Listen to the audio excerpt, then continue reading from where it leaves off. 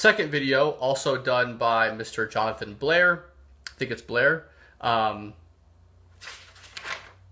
Baylor, sorry, Jonathan Baylor. Are all calories equal? And this is the video, it's really been blowing up. So in the intro of the video, he talks about the quality of calories is more important than quantity when it comes to weight loss. This is definitely just not true. It's hard. The funniest part of this video too is he says science about a dozen times, and all of the science points to the quantity of calories is much more important than quality when it comes down to pure weight loss. So that's just false. You really can't argue that if you have a scientific background in nutrition. He then compares, I'm sorry, Jonathan, if you're probably not going to watch this, but an idiotic comparison, if you understand nutrition, between calories from protein in a chicken breast and calories in chocolate cake being carbohydrate. There's also fat in those chocolate cake. But he literally compared 100 calories from chicken breast to 100 calories in chocolate cake. And this just goes back to the point of, like, it's an argument from ignorance. People make these kind of outlandish claims that, yeah, 10 calories from spinach is not the same from 10 calories of Pop-Tarts. No one that practices flexible dieting is a proponent of this. Obviously, most people that understand nutrition understand the thermic effect of food, right? Protein is the most thermic, it's the highest thermic effect of any macronutrient, right? So even on paper, and he may know this or not, on paper, chicken breast might be 100 calories, but your body's not going to use those 100 calories because it has such a high thermic effect from breaking down that protein. Whereas carbohydrate it's the second below fat in its thermic effect. So it's going to use a greater percentage of those 100 calories. Also, you take in fiber to that account. If all of those carbohydrates are non-fibrous, it's going to have a lower thermic effect. So again, you could argue that 200 calories from cereal and 200 calories from sweet potato, even with carbs, are not the same.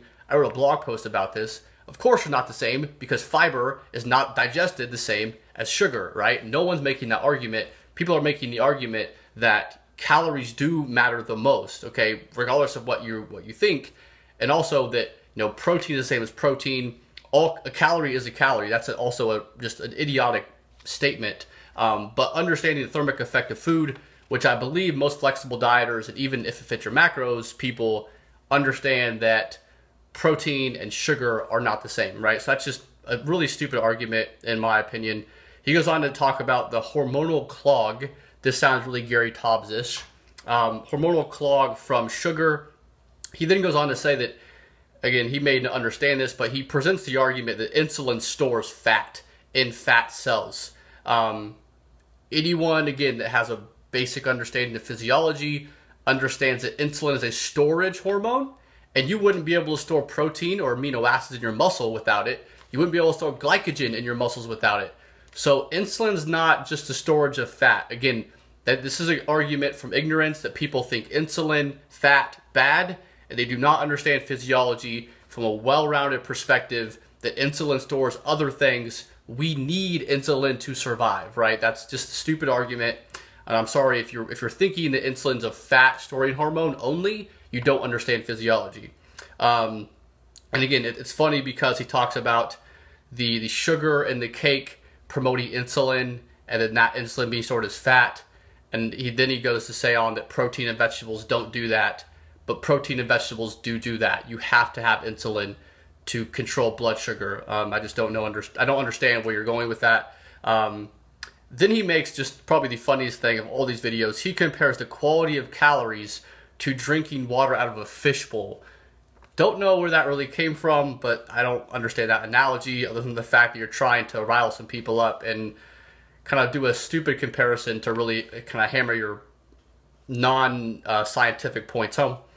Then you go on to say the SANE principle, and this is just really like, multi-level marketing, kind of like rally the crowd, give them a cool acronym so they can understand something really cool. I get it, the whole SANE marketing thing.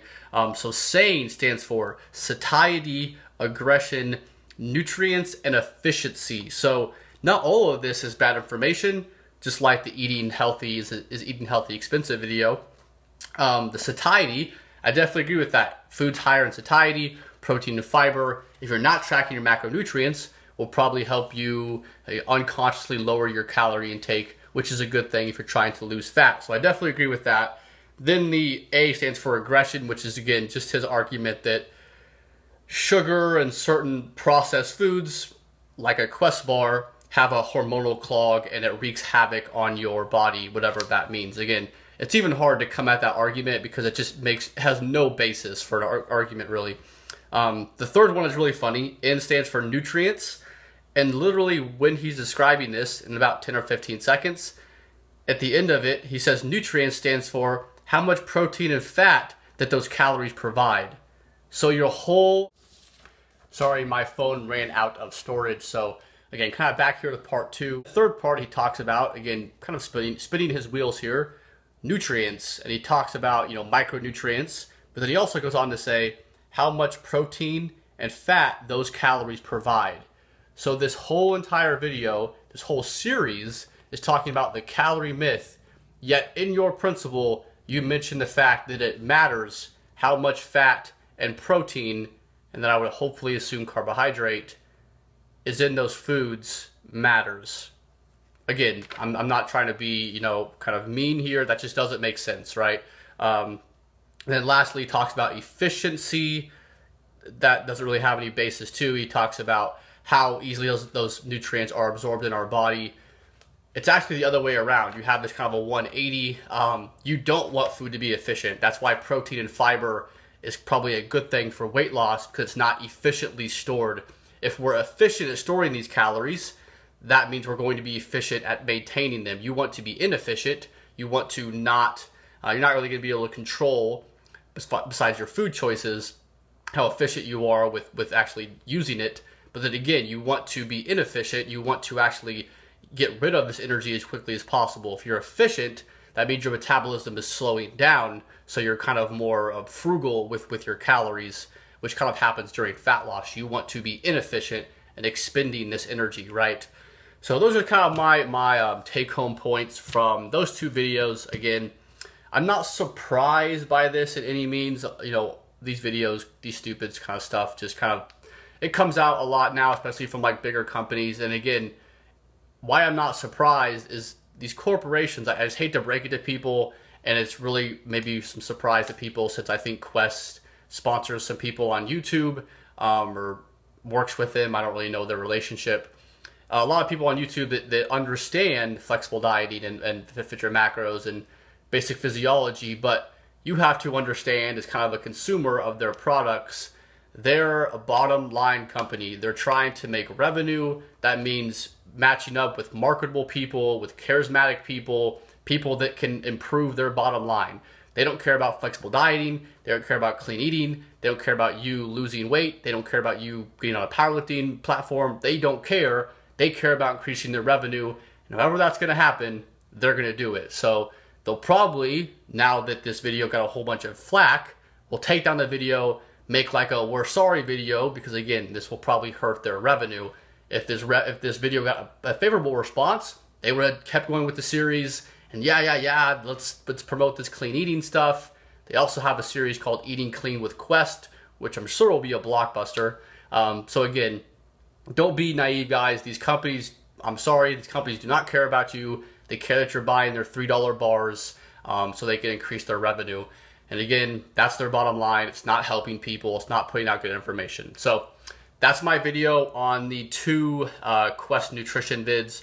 I'm sure there may be some more gems in this series. I probably won't make another video about it. This is plenty enough. So thank you guys for watching this video. If you have any kind of questions, comments about the stuff, again, I'll hopefully be able to put the 2 links in the description box, so you can go check out those awesome videos for yourself.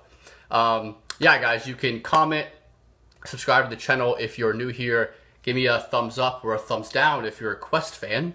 And yeah, I'll see you next time.